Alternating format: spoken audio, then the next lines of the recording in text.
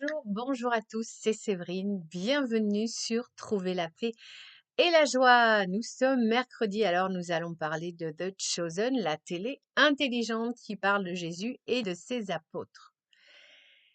Nous allons aujourd'hui parler des épisodes 6 et 7. Il y aura des infos, des critiques, mais aussi des éloges, le tout évidemment avec un point de vue perso catholique. C'est parti!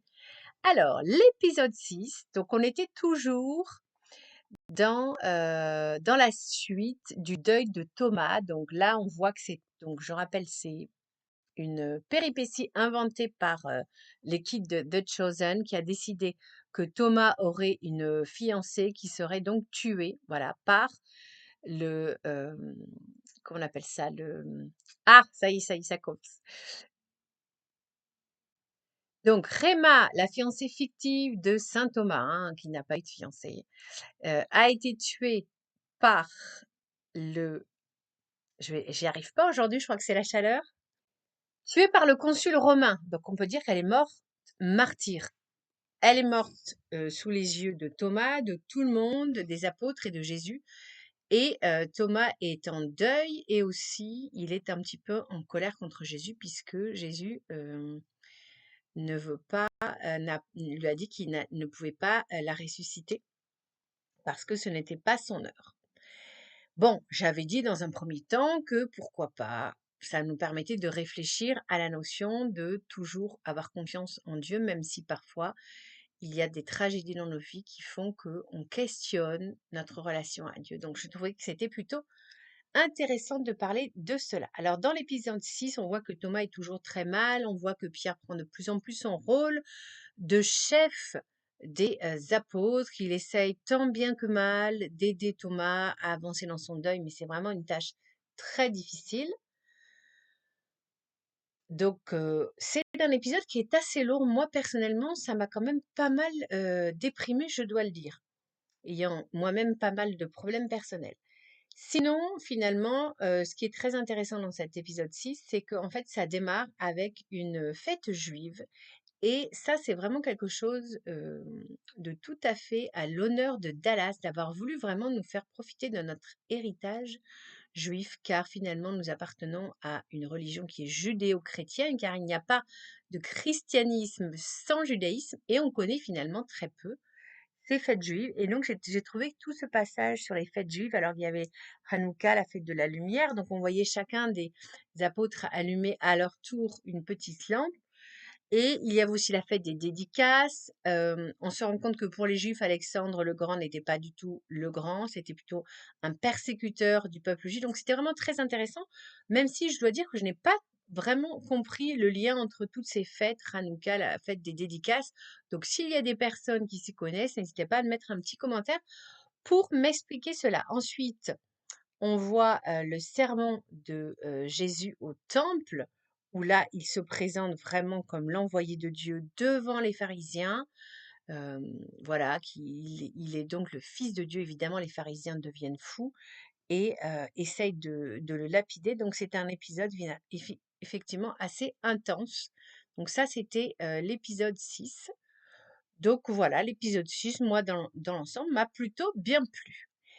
Et nous arrivons à l'épisode 7, l'épisode central finalement, enfin central, disons, important, enfin fondamental puisque c'est l'épisode où on l'attendait, la résurrection de Lazare. Donc on a vu dans les épisodes précédents que Lazare n'était pas bien et là Jésus reçoit un papyrus comme quoi Lazare est mort et là évidemment c'est la consternation. Personne ne comprend parce que finalement, Jésus a déjà guéri tellement de malades, on ne sait pas pourquoi Jésus n'a pas guéri Lazare. C'est quelque chose, voilà, qui suscite beaucoup d'incompréhension chez les apôtres. Et c'est vrai que nous aussi, moi je me souviens quand je lis les évangiles et qu'on voit qu'effectivement ça revient à plusieurs reprises, que Jésus est malade et qu'à chaque fois les apôtres disent on va aller le voir et Jésus dit non, c'est pas encore l'heure, le moment n'est pas encore venu. Donc là voilà, Dallas nous montre bien qu'il y a le temps de Dieu, le temps des hommes. Donc c'est deux temps différents et si on est chrétien, bien il faut l'accepter.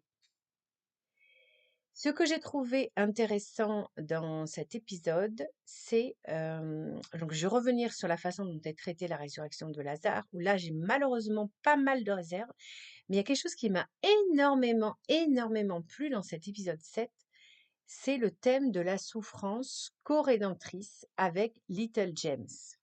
Donc, Little James, c'est un personnage qui est handicapé et qui a des difficultés à marcher.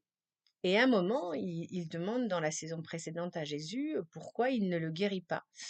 Et Jésus essaye de lui faire comprendre que par sa souffrance, il apporte un témoignage très fort que, suivre Jésus, c'est aussi finalement accepter sa souffrance. Et c'est un personnage que j'aime beaucoup, Little James, et j'ai beaucoup aimé l'échange avec Marie-Madeleine. Ce sont vraiment comme ça des moments de très grande spiritualité. Alors merci Dallas et merci aux acteurs qui sont vraiment formidables. J'aime beaucoup l'acteur qui joue Little James. Et pour moi, je trouve que cette partie de l'épisode 7 est une partie très, très catholique parce que chez nous, les catholiques, il y a ce thème de la souffrance co-rédemptrice qu'il n'y a pas chez les évangéliques et chez les protestants non plus. Enfin, il me semble. Et donc, c'est cette idée que Jésus finalement nous a montré que par la croix, par la souffrance, il nous ouvrait l'accès à la vie éternelle, au bonheur éternel, que finalement l'accès au paradis passe par la souffrance, et ça c'est quelque chose qu'on n'a pas trop envie d'entendre. C'est pas quelque chose qui est très très à la mode. Alors oui, Jésus guérit, mais parfois il ne guérit pas. Et ça, il faut l'accepter. Et il y a effectivement dans cette tradition de la religion catholique d'offrir ces souffrances et de les unir à la passion du Christ. Et en faisant ça, non seulement on se sanctifie soi-même, mais aussi on sauve des âmes. Et Dallas, je trouve ça incroyable, qui est évangélique, qui n'a pas cette notion de co-rédemption. Eh bien, c'est un peu la deuxième fois, en tout cas dans cette saison, qu'il a, malgré lui, un thème très catholique. Donc, je vois là l'influence de l'Esprit Saint sur cette série. Et donc, moi, ça m'a énormément plu. Alors maintenant, venons-en à la résurrection de Lazare. Alors, pourquoi j'ai beaucoup de réserves sur la façon dont ça a été filmé? Parce que, parallèlement à la résurrection de Lazare, nous avons le deuil de Thomas. Et Thomas, quand il finit par comprendre, comme les autres apôtres, puisque comme quand Jésus leur dit bon, ben alors Lazare est mort, mais on va aller le voir, on va aller voir ses sœurs. Et ils finissent tous par comprendre qu'en fait, Jésus dit, il est juste endormi. Et ils finissent tous par comprendre qu'il va le ressusciter. Or, certains de ces apôtres l'ont déjà vu ressusciter la fille de Jaïr. Mais ce ne sont pas tous les apôtres qui ont vu ça. Et tout le monde se sent mal à l'aise parce que tout le monde se retourne vers Thomas et se dit, mon Dieu, comment va-t-il le prendre?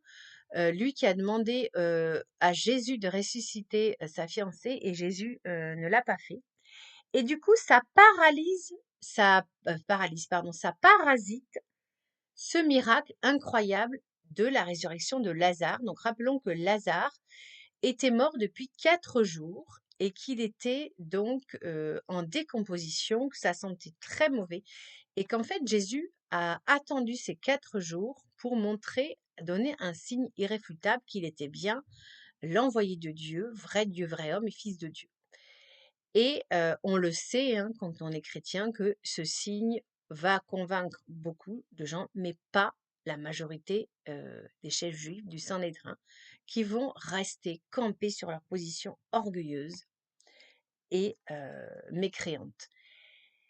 Et le problème, c'est que donc on devrait être à la fête avec Lazare qui est ressuscité après le chagrin et l'incompréhension de ses sœurs. Mais voilà, on a cette histoire de Thomas qui va devenir de plus en plus fou de colère, et ça fiche tout en l'air. Ça gâche tout.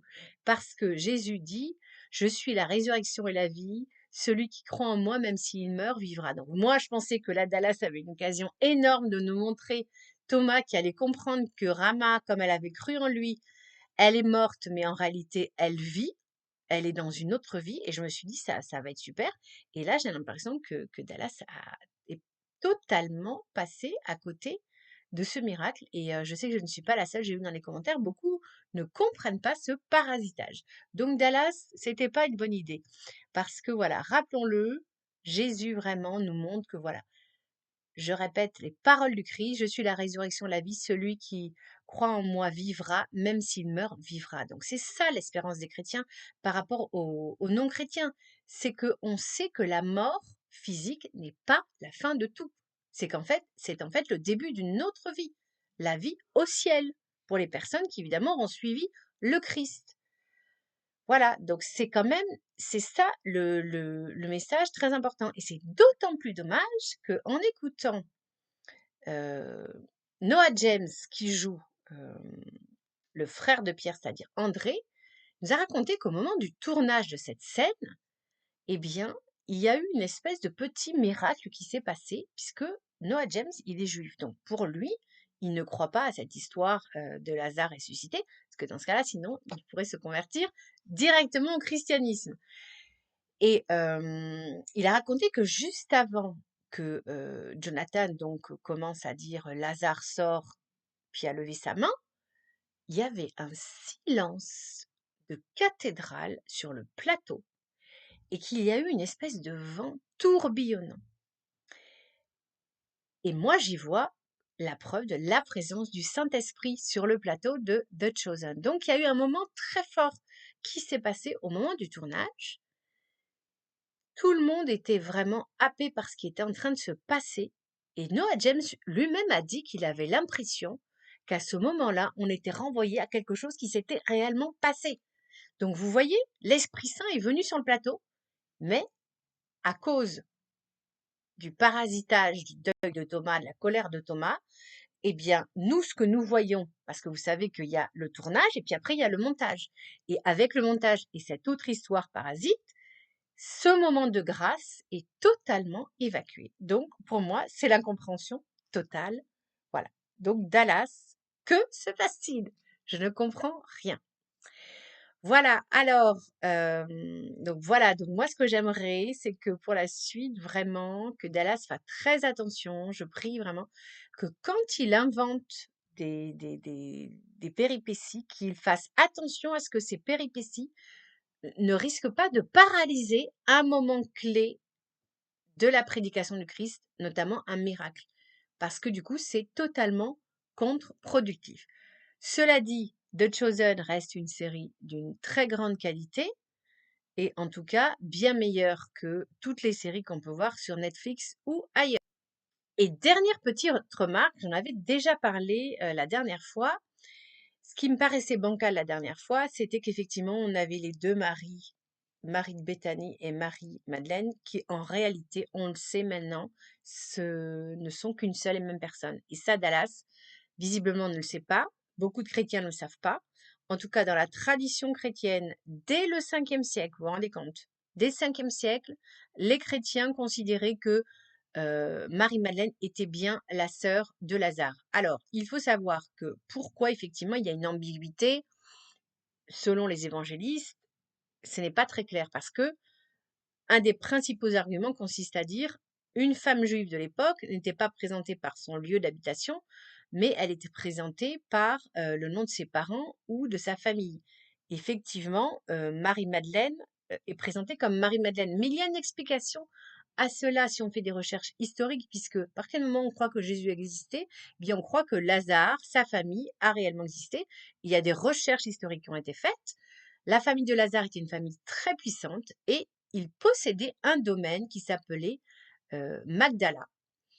Et comme Marie, en fait, était tombée dans le péché, c'était ce qu'on appelle voilà une femme de mauvaise vie, ce n'était pas du tout une prostituée, mais voilà, elle avait différents amants. Elle s'était laissée happer en fait par la philosophie hédoniste des Grecs parce que la famille de Lazare était une famille très cultivée qui lisait, ce qui était évidemment très rare à l'époque, donc sur papyrus, et il lisait les auteurs grecs. Et Marie, qui était une passionnée de la vie, qui n'avait pas évidemment encore rencontré le Christ, s'était égarée dans une recherche effrénée de plaisir corporel et elle multipliait les amants, ce qui fait qu'elle s'était séparée de sa famille et elle avait d'ailleurs fait mourir de chagrin ses parents. Elle s'était séparée de sa famille et elle ne vivait plus à Béthanie, elle vivait dans une propriété, de Magdala, d'où le fait qu'on l'appelait Marie de Magdala, puisque quelque part, elle s'était elle-même exclue de la famille. Mais littéralement, Marie de Béthanie et Marie-Madeleine sont la même personne. Les exégètes, les historiens, les spécialistes ont travaillé dessus pendant des décennies et depuis 2020, c'est une croyance dans l'Église catholique. Le Vatican donc a décidé qu'effectivement, de trancher définitivement, Marie-Madeleine est bien la sœur de Marthe et de Lazare. Et ce qui est drôle, c'est que là encore, je pense que Dallas, sans s'en rendre compte, euh, va dans cette direction puisque l'on voit Marie-Madeleine et non pas Marie, celle qu'il considère être la sœur de Lazare, à un moment s'approcher du tombeau et comme si elle avait un petit moment comme ça de révélation. Donc voilà, je pense que Lazare inconsciemment se rend bien compte que Marie-Madeleine, en fait, elle est liée à Lazare et que c'est sa sœur. Voilà, j'espère que toutes ces infos, ces révélations vous auront plu. N'hésitez pas à liker, à partager parce qu'il y a plein de gens, je pense, qui ont besoin de connaître la vérité sur l'identité de Marie-Madeleine. Car évidemment, ça donne une toute autre dimension à, Marie-Madeleine, puisque ça fait d'elle vraiment la plus grande résurrection de Jésus, puisqu'elle passe une vie totale de débauche à une vie de sainteté, puisqu'on sait qu'après, Marie-Madeleine va être choisie pour être la première personne à qui Jésus va apparaître lors de sa résurrection. Bien évidemment, dans les confidences privées, notamment à Maria Valtorta, que vous pouvez trouver dans l'évangile tel qu'il m'a été révélé, disponible sur Internet en audio. Eh bien, bien évidemment que Jésus va apparaître à sa maman en premier, voilà.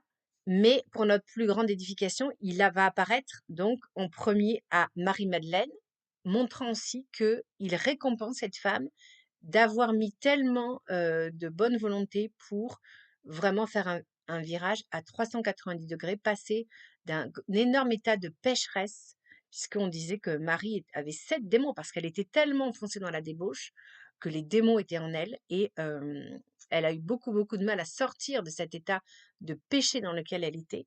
Et elle est devenue une des plus grandes saintes, et même on la surnomme dans l'Église catholique l'apôtre des apôtres. Donc Marie-Madeleine est un personnage extraordinaire qui a vraiment existé et qui nous montre que la plus grande pécheresse peut devenir la plus grande sainte. Donc c'est un espoir pour toutes les personnes qui sont pris dans le péché. Eh bien, rien n'est perdu pour elles. Elles peuvent toujours faire appel au Christ. Le Christ va les aider à s'amender et à changer. Voilà, sur cette note d'espoir, je vous dis rendez-vous vendredi. Nous prierons le chapelet de la miséricorde divine. Pensez à liker, à partager, à vous abonner si ce n'est pas déjà fait. D'ailleurs, je souhaite la bienvenue aux nouveaux abonnés. Et surtout, activez la petite cloche. Soyez bénis. À bientôt.